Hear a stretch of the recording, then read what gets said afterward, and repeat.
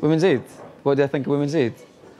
I think Women's Aid were really there for me and my family at a time when we really needed them. And I'm very grateful for that. It's a very hard thing growing up in a household where you're constantly afraid. My dad, who was quite an abusive partner to my mum and quite an abusive parent, I wasn't allowed to even be affectionate to my mum because that meant that you know, you could be the next target. I think that's really, really scary and horrible thing for a child to have to go through. So,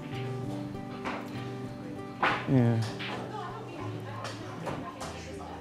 When we moved into the refuge, I remember that there was a real feeling of security, a real community feeling as well, because there was a lot of families in there together, a lot of people in the same situation. It was moving from a very, very unsafe environment to somewhere that I felt really protected, in a sense. I didn't really see the workers as workers. I thought they were just friends. In a lot of ways, they kind of were, and because they kind of became friends of the family as well. So I never really saw it as speaking to anyone. It was like speaking to my auntie, or do you know what I mean?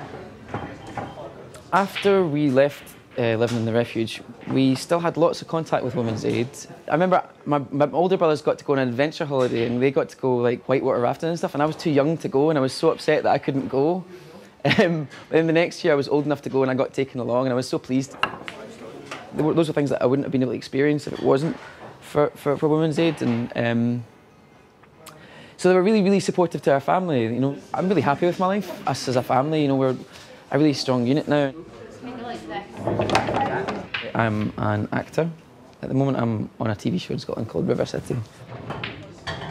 Something I always wanted to do, and I'm quite lucky that I get to do it. So, yeah, it makes me very happy.